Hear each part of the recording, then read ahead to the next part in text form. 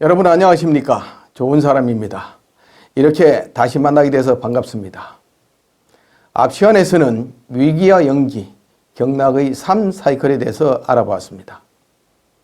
오늘 이 시간에는 빈마당과 기마당에 대해서 여러분과 함께 살펴보도록 하겠습니다.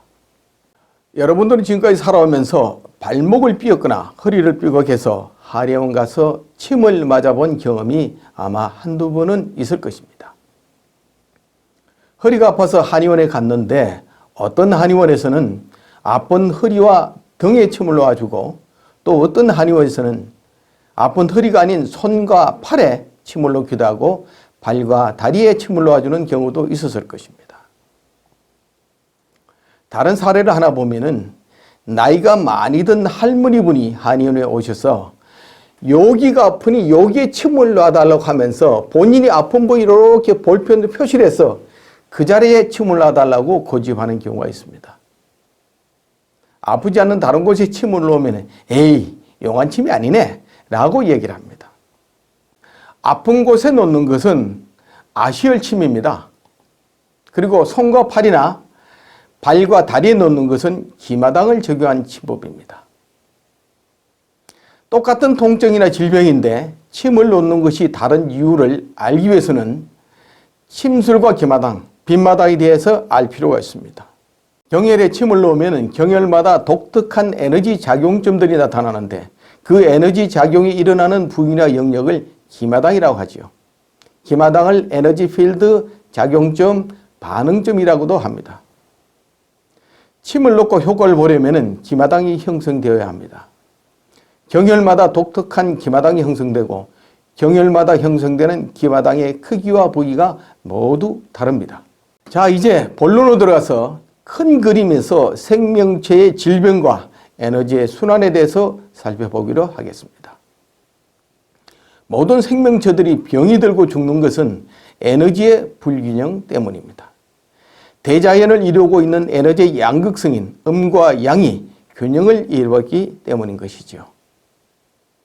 세상에서 질병이 발생하는 현상은 다양하고 복잡해 보이지만 보이지 않는 세계에서 보면 모두 에너지 작용입니다. 우리 몸의 현상은 세계이고 보이지 않는 세계의 에너지는 기와 빛으로 되어 있습니다.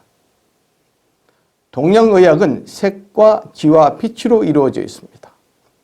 이 색과 기와 빛은 모두 에너지입니다. 우리 몸에는 크게 두 가지 순환 시스템이 있습니다. 눈에 보이는 색에 해당되는 혈관 시스템을 통해서는 혈액이 순환하면서 영양분이 끊임없이 공급되면서 순환하고 있고 눈에 보이지 않는 경락 시스템을 통해서는 기와 빛이라는 에너지가 순환하고 있습니다. 이 두 가지 순환 시스템은 서로 영향을 미치면서 기가 돌면 혈이 돌고 혈이 돌면 기가 도는 즉 상호 의존적이면서 도와주는 관계로 있습니다. 동양의학에서 불통즉 통, 통즉 불통이라는 유명한 말이 있습니다. 통하지 않으면 아프고 통하면 아프지 않다는 뜻인데요. 즉 순환이 잘 되면 몸이 건강하고 순환이 막히게 되면 질병이 온다라고 이해하시면 되겠습니다. 좀 더 쉽게 설명을 하면은 우리가 몸에 통증이 오거나 불편해서 병원에 가면은 흔히 듣는 말이 염증이 있어요 라거나 혈액순환이 안 돼서 그렇습니다 라고 할 것입니다. 고인물은 썩는다는 말이 있듯이 순환이 잘 안 돼서 고여서 썩게 되면 염증이 생긴다고 쉽게 이해하시면 되겠습니다. 다시 말해서 순환 시스템이 잘 가동될 때는 건강하게 살 수 있는데 순환 시스템에 문제가 생기게 되면 질병이 오는 것입니다. 질병이 있는 부위는 눈에 보이지 않는 경락의 세계 관점에서 보면 경락을 통해 기와 빛이라고 하는 에너지 공급이 줄어들게 돼서 어둡고 검게 보입니다. 또 경락이 막혀 있거나 끊어져 있고 진동수가 떨어진 에너지에 해당되는 나쁜 기운인 사기와 탁한 기운인 탁기가 빠져나가지 못하고 경락을 벗어나서 통증이 있는 부위에 정체되어 있는 것입니다. 또 무형의 기계 장치들이 작동되면서 나오는 사기와 탁기인 적취가 발생하게 되는 것입니다.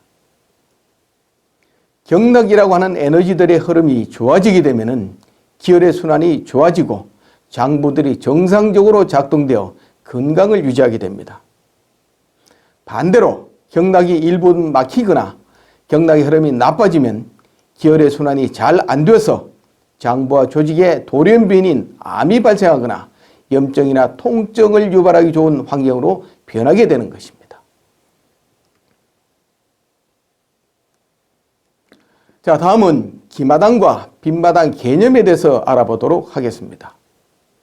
우리가 마당이라고 하면은 집 앞뒤에 있는 평평한 땅 또는 어떤 일이 이루어지고 있는 그 판이나 영역을 말하기도 합니다. 펼쳐진 영역, 작용하고 있는 영역을 마당이라고 할 수 있죠. 그래서 기마당은 기가 작용하는 영역을 말하고 빈마당은 빛이 작용하는 영역이라 할 수 있겠습니다. 인간의 몸에 침을 놓았을 때 경혈과 경락의 특성에 맞게 일정 부위가 밝게 빛나는데 이것을 기마당이라고 합니다. 기마당보다 입자가 정밀하게 곱거나 진동수가 높은 고에너지 마당을 형성할 때 이를 빈마당이라고 합니다.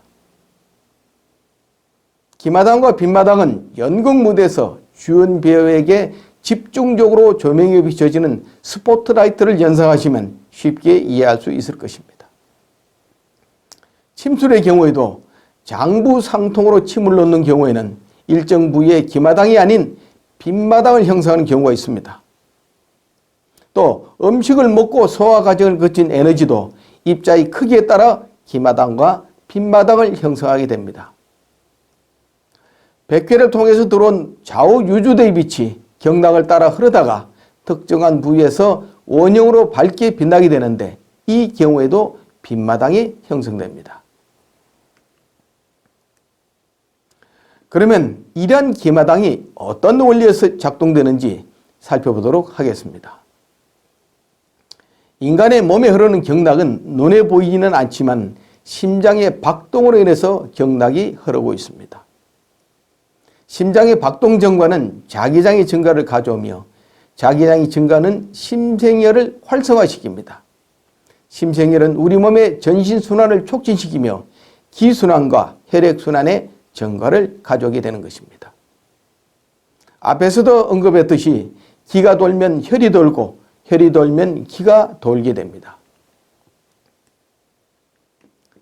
서양의학은 포도당이나 생리식염수 등의 수액주사를 통해서 심장으로 들어오는 혈류량을 증가시키면 심박 출량이 높아지고 심장이 박동이 빨라지게 되면서 심장의 자기장이 강해지고 기의 흐름이 빨라지면서 자연 치유력이 증가해서 몸의 잃어버린 균형을 회복하게 되는 그러한 원리입니다.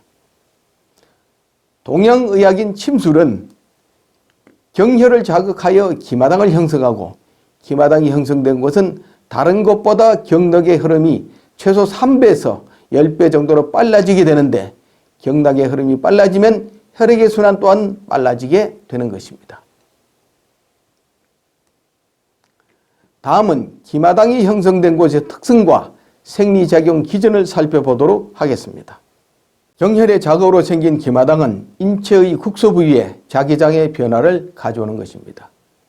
기마당의 형성은 눈에 보이지 않는 인체의 국소 부위의 미세한 자기장의 변화입니다.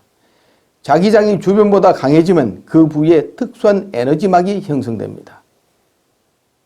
기마당이 형성된 곳은 자기장이 강해진 만큼 경락의 순환이 빨라지게 되며 기가 돌면 혈액의 순환이 빨라지게 되는데 이때 기마당이 형성되는 곳에는 주변과는 다른 진공 상태, 즉 기압이 낮아지는 현상이 발생하게 됩니다.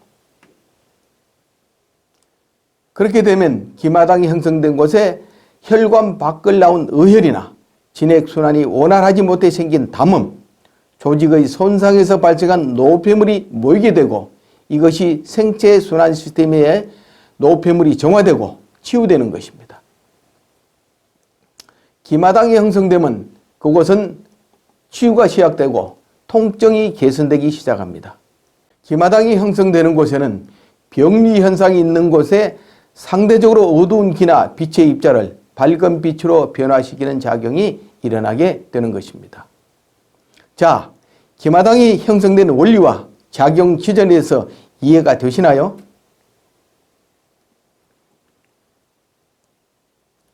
다음은 침술에 의한 기마당과 빈마당 형성에 대해서 살펴보도록 하겠습니다. 경혈마다 기마당이 형성되는 원리가 있는데 이것을 이용해서 자신이 원하는 곳에, 자신이 보내고자 하는 곳에 기와 빛을 보내는 기술 또는 방법을 침술이라고 합니다. 침술은 경혈점을 자극하여 경혈의 특성에 따라 형성되는 기마당을 이용해서 내가 원하는 곳에 자기장의 변화를 일으키는 기술을 말합니다.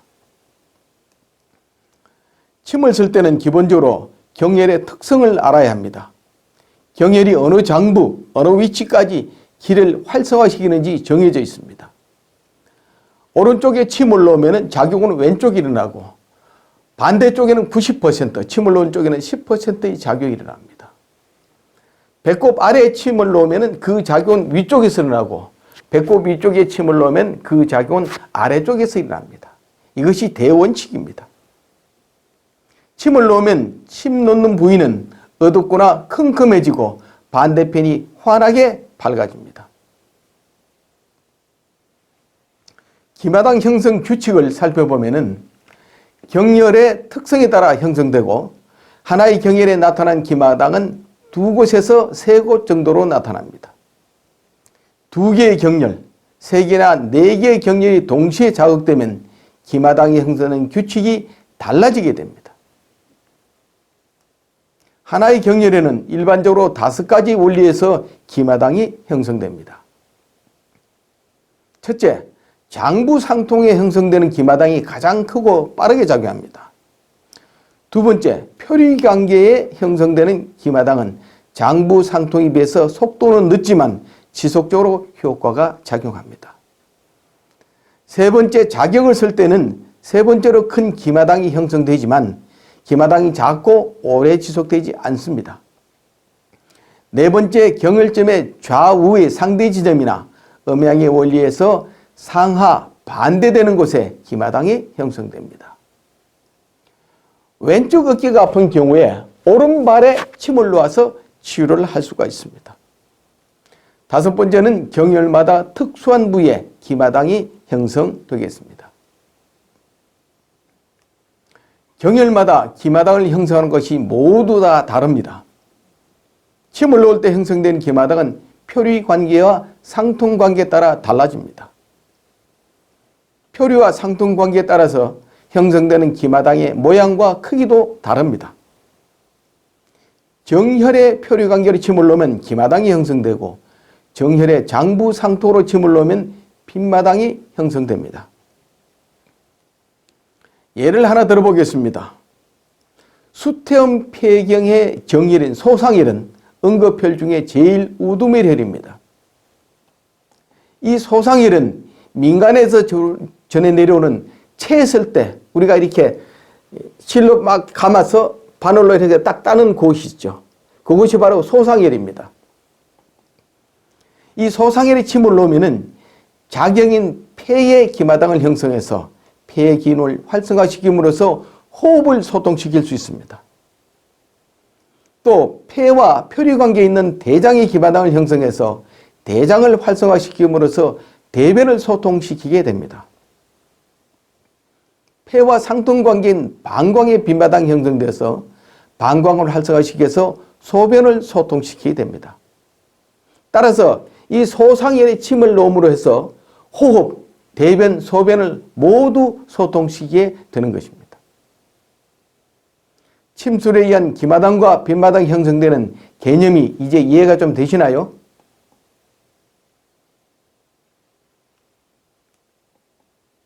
다음은 음식물에 의해 기마당과 빈마당이 형성되는 것을 알아보기로 하겠습니다. 동양의학에서 본초학은 약이나 음식을 먹었을 때 경혈과 경락을 통해 형성되는 기마당과 빈마당을 이용해서 인간의 질병을 치유하는 고차원의 기술입니다. 음식물마다 입자의 크기가 모두 다릅니다. 입자의 크기가 다르기 때문에 소화 과정을 거친 입자들의 크기도 다르고 입자의 크기에 따라 기마당과 빈마당이 형성되는 것이 다릅니다. 기마당 형성이 잘 되는 음식과 약초가 있고 빈마당 형성이 잘 되는 음식과 약초가 있습니다. 예를 들어 밀가루로 만든 음식물은 소화 과정을 거치면서 입자가 크게 흡수되고 입자가 거친 기마당을 형성하게 됩니다. 약초 중에서 인삼이나 황기 등은 인체 내에서 입자가 정밀하게 고와서 빈마당을 형성해서 장부에 영향을 주게 됩니다. 앞서 위기와 연기 강의에서 살펴본 바와 같이 음식물은 소화 과정을 거쳐서 유행의 영양분과 무양의 기로 나누어집니다. 입자가 큰 유행의 영양분은 소장에서 흡수돼서 간 문맥을 거쳐 간의 소설작용으로 심장으로 보내집니다. 심장은 혈관을 통해 혈액순환을 통해서 전신에 영양분을 공급하게 되는 것입니다. 비장의 운하 기능에 의해서 기 형태로 흡수된 무형의 에너지들은 포의 훈정작용을 통해서 전기신 에너지로 재가공되어서 12경락을 통해서 전신에 공급됩니다.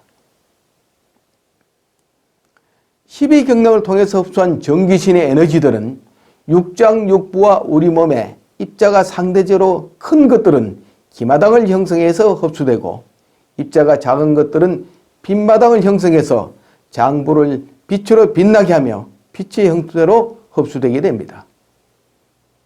기보다는 빛의 입자가 곱고 작습니다. 입자가 작을수록 흡수가 잘 되고 경락을 따라 잘 흐르게 됩니다. 빈마당의 형태로 흡수된 에너지는 기마당의 형태로 흡수된 에너지들보다 자기장의 성질이 강하면서 빛의 성질을 강하게 가지고 있습니다. 기마당이 형성되는 음식이나 약재보다는 빈마당이 형성되는 음식이나 약재가 부작용이 적고 흡수율이 좋습니다.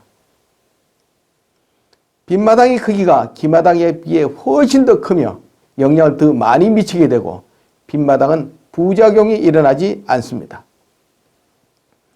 빈마당은 빛의 생리작용에 의해서 놀라운 치유 효과를 나타내게 되고 기마당보다는 빈마당이 형성될 때 치유 효과가 빠르고 잘 나타나게 됩니다.